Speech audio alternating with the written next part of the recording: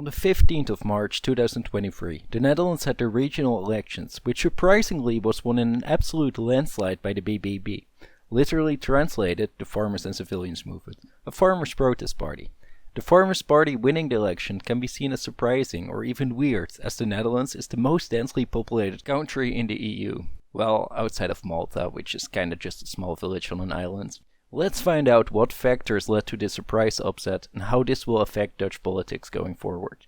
In 2019, the Dutch Supreme Court overruled the government's plans to reduce nitrogen levels in nature reserves, stating that the calculation had to be done differently and nitrogen levels had to come down now already. The effects of this were huge, as farms, building projects, transport companies, and even biofuel plants could not get their licenses renewed. The government took drastic measures to try and reduce nitrogen levels immediately, like lowering the national speed limit significantly, but it was not enough, and eventually the government's crosshairs fell upon a different kind of large nitrogen emitter: cows. The relationship between farmers and government had been strained for decades due to severe mismanagement of government policy and a kind of flip-flop of rule changes without much long-term vision for the farmers. Now the government is openly stating that the Dutch livestock of over 4 million cows has to be more than halved in a short time period, primarily by trying to buy out farmers on a voluntary basis, but if that is not enough, then going for involuntary eminent domain instead. This angered farmers severely, and stories of Schiphol Airport, which is a state-owned company, buying up the scarce amount of nitrogen permits at the expense of farmers to expand their airports, made the situation much worse. Farmers organized numerous large-scale protests, driving their tractors all the way to The Hague and sometimes even illegally blocking highways as a form of protest. During these massive protests, the Dutch flag, turned upside down, signaling a state of emergency, became the rallying symbol of the disenfranchised farmers, rallying with enough intensity and passion behind it that protests often became violent.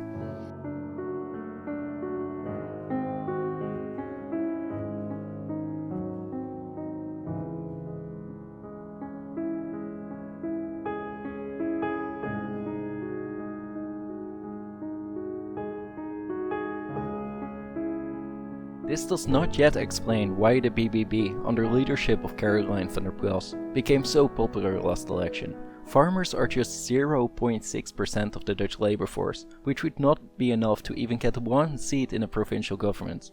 Even if we stretch the definition of farmer to its absolute maximum, by including everyone who lives in a very rural area, that is only 6% of the population. Yet, the BBB won in every single province, thus including the more urban ones. To explain this, we first need to have a look at how the Dutch political system works.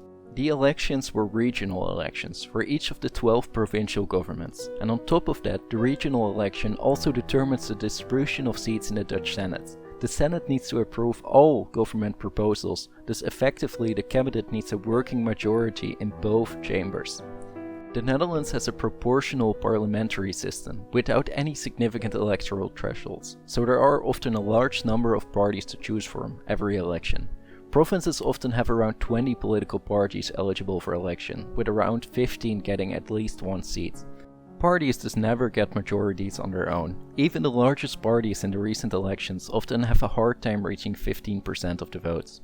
But this has become worse in recent times. Across the West, there seems to be a political trend going on, where the centrist establishment parties are losing public trust and votes. The collapse of the social democratic parties across Europe is a prime example of that, but other centrist and center-right parties are losing ground too. With both the far left and the far right growing, this seems to intensify across the rural to urban divide. This is very true for the Netherlands as well. A possible explanation for the polarization of rural areas is that the past cabinets just haven't achieved anything for them. If we look at the political progression over the past decades in the rural areas in the Netherlands, we find that in the past, far-left social parties like the SP and the center-left PvdA were quite popular, but have lost ground to parties such as the PVV.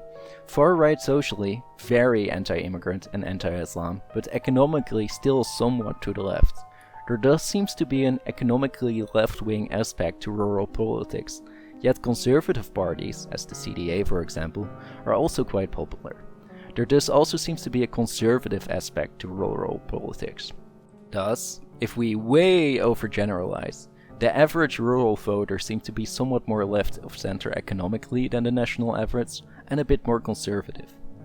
And if we way overgeneralize again and define left-wing parties as being socially progressive and economically left-wing, and right-wing parties as socially conservative and economically right-wing, then we find that rural votes might be split.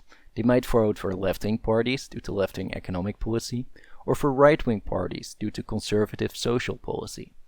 However, if we look at what the national government has been doing the past decades, in the Netherlands only a couple of the currently existing political parties have been part of a national government, most in or around the political center. Some of those parties might identify themselves as left-wing or right-wing, but there have always been other parties much further to the left or much further to the right of them. In a parliamentary system, you need to negotiate and make compromises between parties to get anything done. If you look at the past decades, the left has often been prioritizing progressive social politics over left-wing economics, whereas the right generally has been prioritizing free market economics over social policy. These progressive free market compromises are thus the polar opposite of the values of a large part of the rural voters, as we just established. This could be because politicians themselves often graduated from universities and stuck around in big cities, making them a bit more progressive. It could be because free market economics has a stronger empirical background, but whatever the reason, this difference between the compromises of coalition politics and the values of much of the rural voters might be one of the primary reasons why rural voters often generally have been feeling as if they're not being represented by politicians properly. And this disconnect is not just over farmer issues or progressive politics. There are a lot of other concrete examples, such as housing refugees. 2022 was a record-shattering migration year for the Netherlands, with a large part of this migration being fueled by refugees. There were so many refugees in fact that in the September of 2022 the refugee centers were so full that hundreds of refugees had to sleep outside for weeks before they could be processed and housed.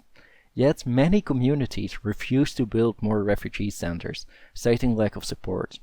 The memories of the Syrian refugee crisis are still strong, and many people fear the problems a nearby refugee center might create, such as increased crime rates. But decisive action was needed to make sure that events like the lack of space in the refugee center in Ter Apel does not happen again. Thus the government made plans for a law which would allow them to open up refugee centers wherever the national government wanted, even in the municipalities and communities who have been actively resisting the establishment of one. Unsurprisingly, this prospect is not at all popular with those communities, and this again is adding fuel to the fire of the rural versus urban divide, with people seeing this as one other example of The Hague forcing their ways upon rural communities, without there being any public support in those communities for those actions. The BBB has been filling this void of disenfranchised voters. We can clearly see that the core of the voters is in the east, but they're also very popular in all rural areas across the country, with the white spot on this map being the municipalities containing large cities. So it isn't just farmers supporting the BBB. Farmers are just a poster child for the disconnect between rural and urban politics. BBB support seems to stem from a large part of the overall rural communities and people sympathizing with their cause. The BBB thus kinda stands outside of the traditional political compass, rejecting the political compass in favor of rural group interests.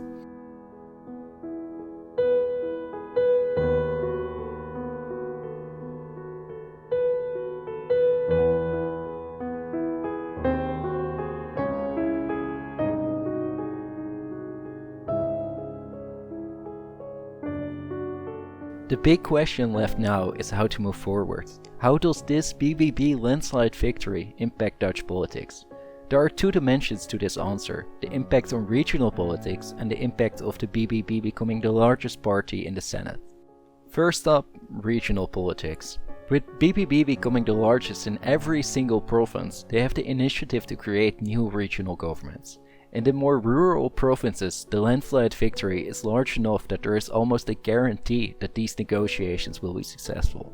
In the more urban provinces, this process will be a lot harder, since in those areas there still seems to be a fractured majority actively opposing BBB's politics. The BBB, alongside some other more conservative parties, have been stating that if negotiations on new nitrogen emission plans are unsuccessful, that they might actively start opposing the national government's plans on a regional level. Legally, they cannot do much about it, but they are arguing to simply not enforce it. How such a showdown would look like and what its effects would be are anyone's guess, but what we do know is that such a showdown would be hugely polarizing for both sides. The change in the makeup for the Senate might be even more impactful.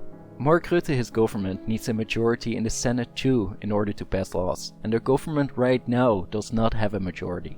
We should note that Rutte, his government, did not have a majority prior to this Senate election either, but over time, Rutte has become known as a master deal maker, being always able to get all parties to the table and hammer out a compromise no matter how far apart they are or how bleak the chances may be. Before this election, Rutte has mostly been relying on the support of some left-wing parties, the PvdA and GroenLinks, in order to pass policy. But the dynamics have shifted as a result of this election.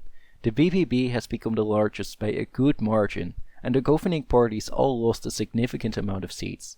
The electoral win for the BBB was large enough that the chief spokesman even called for the Dutch flags, which were turned upside down in rural areas as a show of support for the farmers' cause, for those flags to be turned upwards again. The previous setup, where the four governing parties relied upon the support of two left-wing parties, now has lost even this majority setup. Thus they cannot continue the process of what they've currently been doing, unless they start working together with even one more extra party, like for example the progressive centrist pro-EU Volt party. Making it a total of 7 parties will all have to approve government policy. An alternative to working with the 3 parties outside of the cabinet could be, you already guessed it, the BBB. With 16 of the 75 seats, they would put the coalition on a 2-seat majority. This, however, would mean that some major concessions will have to be made on things like nitrogen emissions for farmers, which might be a bitter but necessary pill to swallow for the progressive part of the cabinet. Would they even agree to this, or do we have a new government crisis on our hands? Anyhow, Mark Rutte has a big choice to make. Will he choose the progressive urban course or the rural right-wing course with the BBB? Will he choose left or right? How would a compromise with the BBB look like? And more importantly, if Rutte does decide to choose the progressive route, how would rural voters react knowing that they've been feeling unrepresented by the political establishment and now that they've won in a landslide election, still might not get a say in making policy? Will we see even larger protests, riots, or even a Prime Minister, Caroline van der Plas, in 2 years, knowing that the progressive choice would completely gut any of the rural support left for the conservative part of the governing parties? Leave a like and let me know what you think down in the comments.